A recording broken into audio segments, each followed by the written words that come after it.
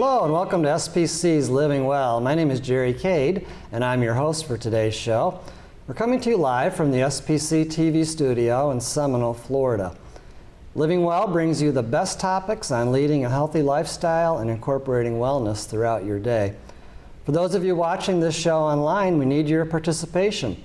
You'll notice a section on your computer screen where you can submit questions for our guest, or you can chat with each other about our topic.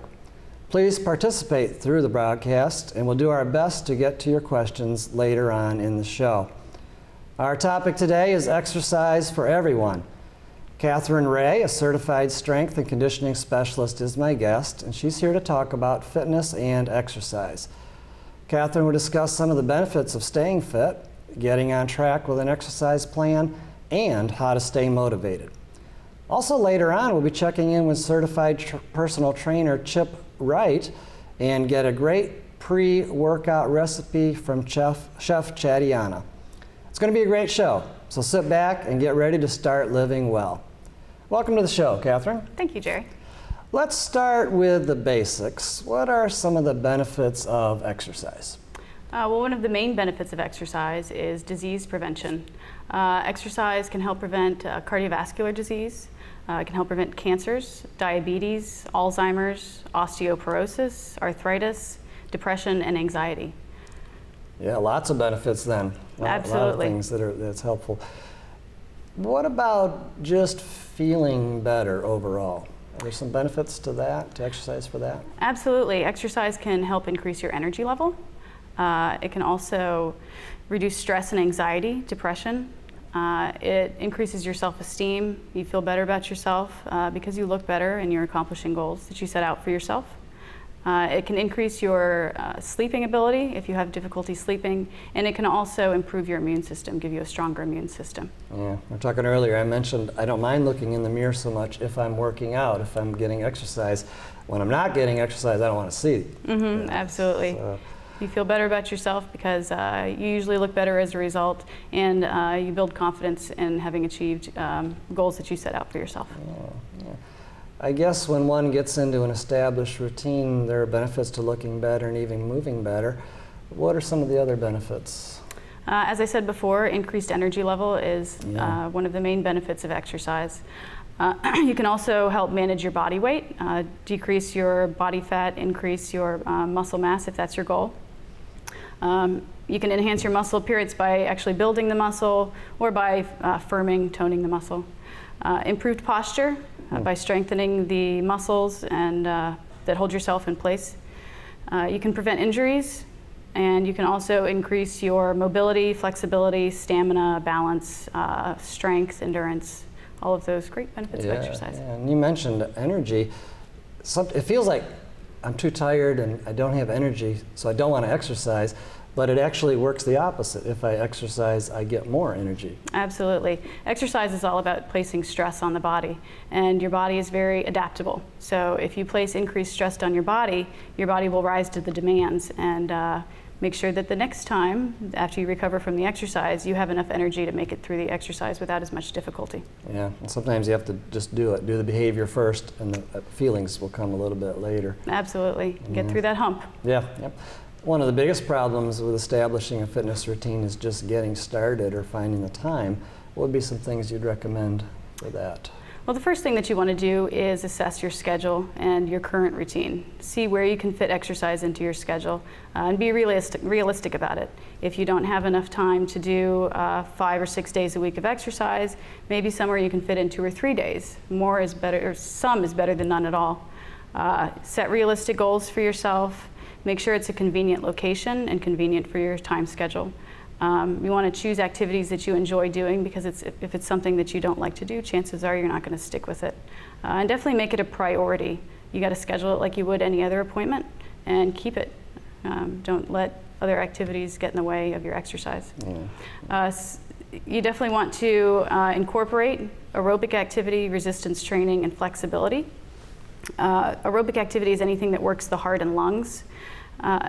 Activities that you can do for that are sports, jogging, swimming, walking. Again, find something that increases your heart rate and keeps it at an elevated level, and it's something that you enjoy. Yeah. As far as the resistance training, That's anything that increases your muscular strength and endurance. It forces the muscles to contract against an increased resistance that your body's normally used to doing. You can do things like free weights, weight training machines, resistance bands and tubes, and even just your own body weight. If you position yourself correctly, it can be an increased demand on your body. The third area of fitness that you want to make sure that you're including in your regimen is flexibility and mobility. This is anything that is designed to increase your range of motion. It can improve your joint mobility, and it includes things like dynamic stretches, static stretches, dynamic meaning you're moving through the stretches, static meaning you're stretching and holding, and other things like yoga and foam roller. Those are all designed to increase the mobility of your body. All right, excellent, great tips. And I think, again, you mentioned setting the appointments, setting the time aside.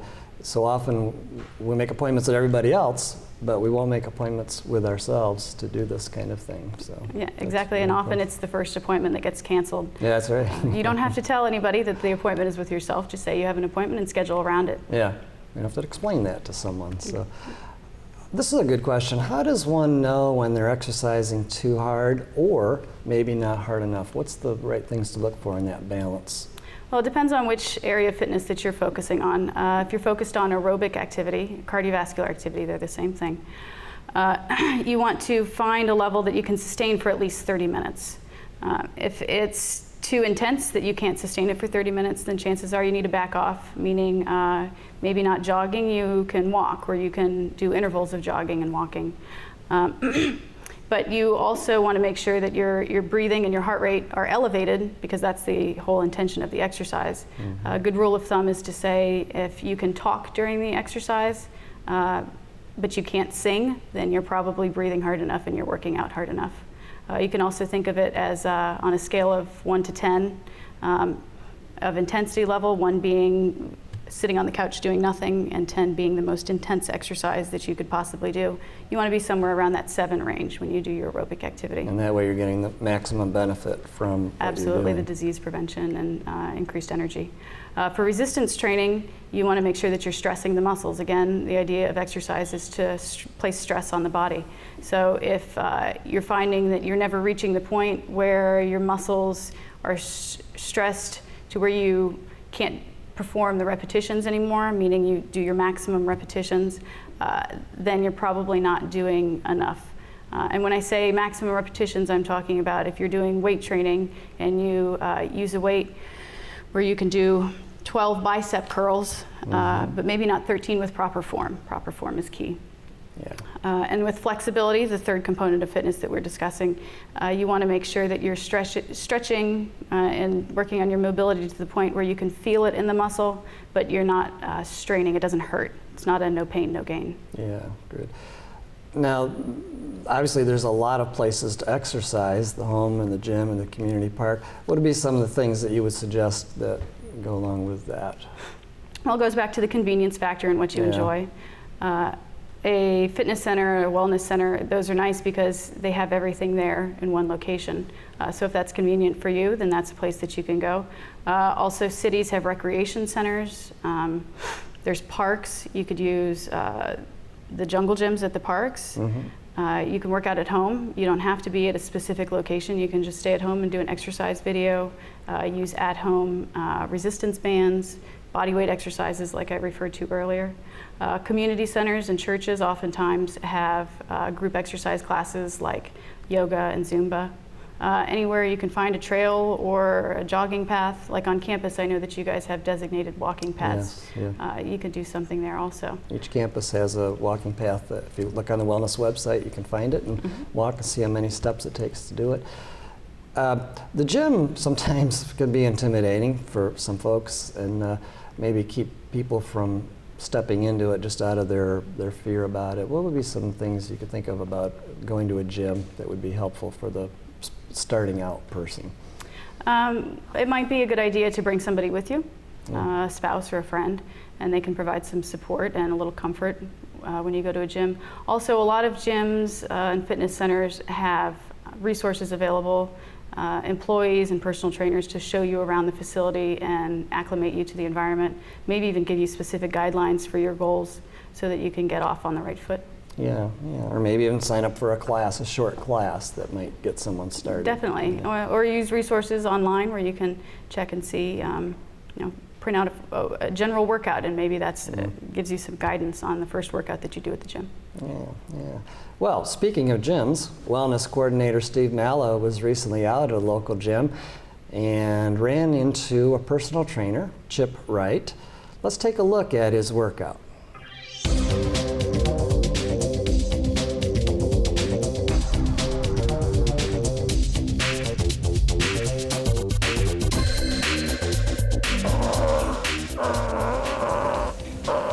Steve, how's it going?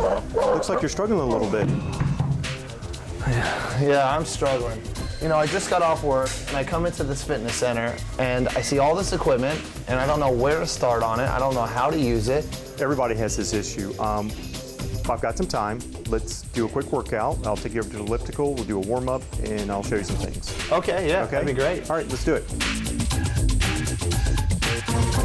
Okay, here, step one, this is an elliptical. Yeah? Yeah. Step right on? Yep. All right. It's one of the best cardio machines. Go ahead and quick start. Quick start button? Yep, quick start. We're gonna do a 5-minute workout, just kind of get your muscles warmed up a little bit, get your heart rate going. Oh, okay. Okay.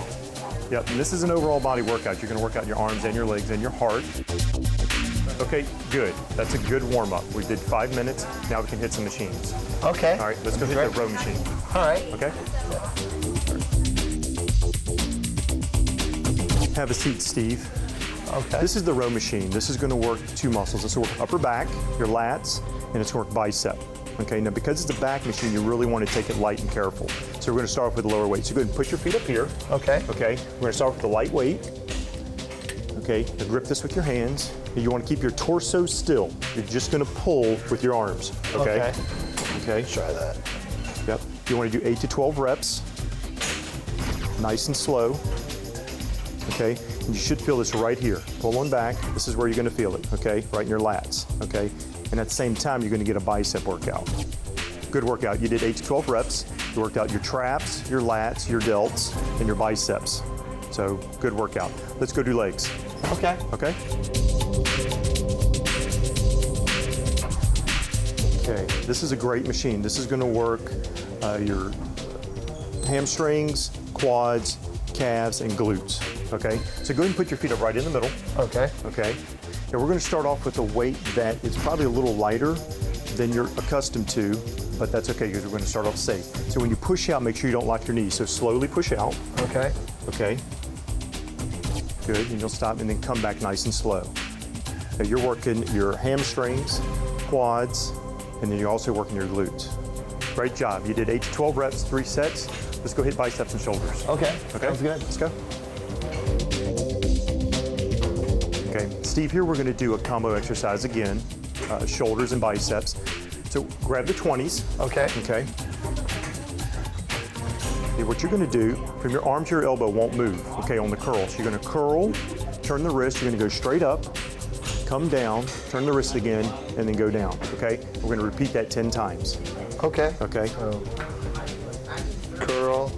Turn the wrist, up, right, come back down. So you're getting a shoulder and bicep workout out of this. Good, make sure you breathe out and breathe in. Good, that's it.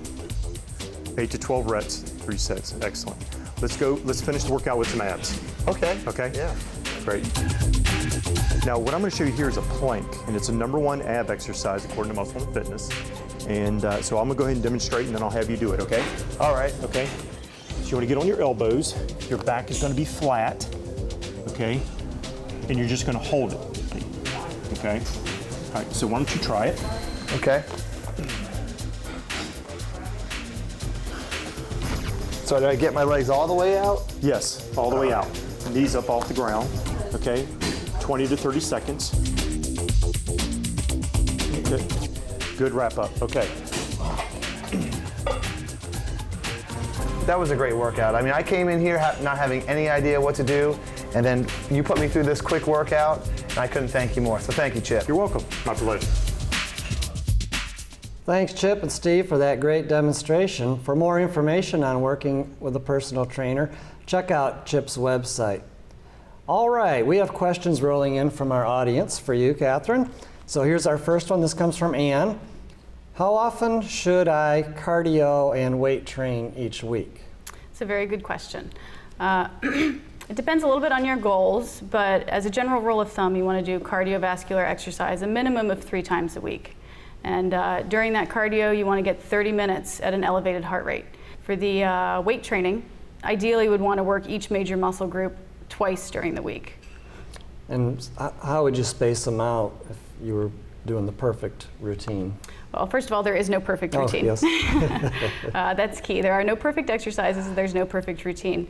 It all just depends on the person, and even if you had the perfect routine is only good for so long, because you definitely need to change the stresses on the body because your body adapts to it. But if your muscles are sore, you don't want to work them. So if you're weight training and you're doing a total body workout, the next day, if your body is sore, then it needs to rest, because your body doesn't get strong while you're doing the exercise. It gets strong as a result of the healing process from the exercise. And then the cardio, when you can fit it in. Okay, all right, but spaced out. Spaced out, yes, yes. This comes from Michael in St. Petersburg. How can I incorporate exercise with my family? Another good question. That's a very important topic. It's hard to encourage children to exercise if you're not setting a good example by exercising yourself. So definitely set the tone by including exercise in your workout or in your regular routine. And you could take them to places like the YMCA. A lot of YMCAs have programs for the children while you do your own workout. You could also take them to baseball practice or baseball games, and while they're doing their practice, then you could go run around the field or do your own body weight exercises. So don't let family restrictions be a restriction. Keep moving, move the family with you. Exactly. You can do that. And then Linda from Tarpon Springs, I walk with a cane. What kind of exercise would you recommend? This is a very specific question. First thing would be, why are you using the cane? And I could possibly do some corrective exercises based on that. But in general, if you're walking with a cane and you have some sort of limitation, such as the ability to walk or jog, then you can always do other exercises like riding a bike. Many gyms have upper body ergometers, which are like bicycles for the arms. You could do water aerobics. There's all kinds of activities that you can do. Sometimes you just have to venture outside of the norm. Yeah, find something that works within that. But, exactly. All right, and this is I love this question. We came up with it in our preparation, but how does our exercising benefit those around us? Is it strictly intrinsic for us, or does it really benefit other people? I tell all of my clients that exercise not only benefits yourself, but it also benefits those around you, because it makes you more energetic. Like I said, it gives you more energy. So not only are you working at your top performance for yourself, but you're also probably going to be performing better at your job. You're going to have more energy for your family and your children. You get an increase in your ability to sleep. You can sleep longer, go to sleep quicker. And as a result, you're usually a more pleasant person to be around. You might be in a better mood, and that makes it better for the coworkers. And it reduces stress as well. Which, and then another thing I think that's important about that is when someone sees someone working out or taking care of themselves physically, it motivates other people to do that. When you see somebody else doing it, you say, well, maybe I could do that. I could do a little bit more than I do. So that's another benefit, I think. Absolutely, yes. I get motivated by people in the gym every day. It doesn't matter the fitness level. If they're working with a limitation and they're able to get themselves in and work around it, I find that extremely motivating, and I think other people do as well. Yeah. Speaking of motivation, the problem many people have is starting strong and then stopping. So what kind of things would help people stay motivated to get past that wall? A good thing to remember is that exercise and fitness and even nutrition is not an all or nothing kind of situation. You want to make sure that even though you might have obstacles in your life and throughout the day, that if they get you off track, you're able to get back on track. If you miss a workout one day, then see where you can fit it in another day. It's the big picture that's really the most important, and not that specific day. Don't just let one speed bump throw everything off. Yeah. Don't compare yourself to others. Focus on your goals and what you're trying to attain. You never know where that person started out. Yeah, good point. And don't get stuck doing the same routine. I said that earlier. You definitely want to vary your exercises, not only because it keeps it more interesting, but also because your body adapts to the exercise and it no longer becomes exercise as much as it was initially. Right. You can also work out with a partner, explore exercise classes that are available at whatever facility you're at or in the community. Work with a personal trainer. Sometimes people pay personal trainers just to motivate them. Yeah. And sometimes just paying is motivation enough. And that's right. When you pay for something, it's worth more sometimes. Exactly. And make sure that you set realistic goals for yourself. Yeah. All right. This is an obvious question, but do diet and exercise go together, hand in hand? Definitely. The diet, the nutrition that you take in fuels the exercise that you're going to do. So if you're not properly fueling your body, then you're not going to be performing at your peak level. Before you work out, you want to make sure that about 30 minutes before your workout, you want to get some protein and some carbohydrates to fuel your body and make sure that you're not using your muscle as an energy source. You want to avoid heavy, dense foods before your workout. And unless you're doing intense aerobic activity for 90 minutes or more, you usually don't need sports drinks. They're just extra calories. Water before, during, and after, and a proper diet should be plenty without the necessity of drinking sports drinks. And of course, avoid empty calories. That means things like chips and cookies, which is just calories. They don't have very many nutrients. Yeah, great. Speaking of eating right, let's check in with Chef Tatiana for a recipe sure to get us ready for a great workout.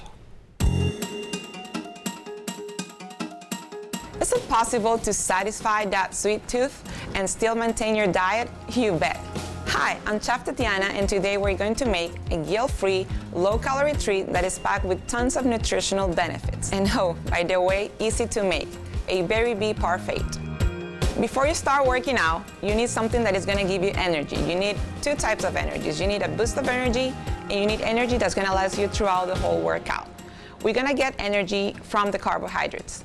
There's two types of carbohydrates. There's simple and complex carbohydrates. So we're going to get our first boost of energy with the simple carbohydrates. That's the berries. Now we're going to start by mixing here about 2 tablespoons of raspberries, 2 tablespoons of blueberries, and about 2 tablespoons of fresh strawberries.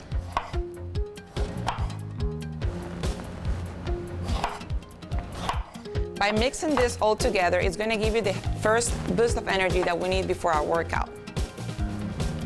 Plus, you get all the benefits from the berries, tons of vitamins, tons of minerals, and very low calories.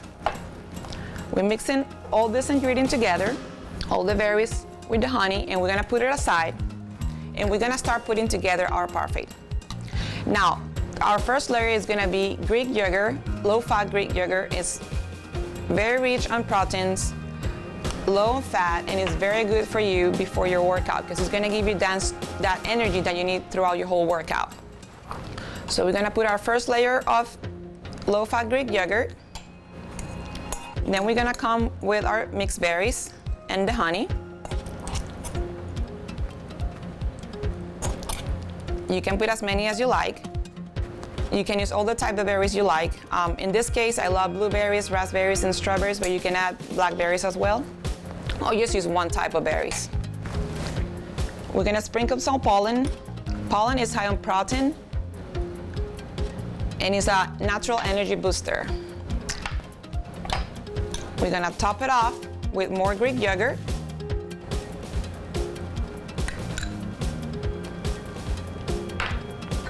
And we're gonna finish it with some raw walnuts. This is a delicious treat that you can have before your workout, but just remember to have it at least 30-45 minutes before your workout because you don't wanna get your stomach upset.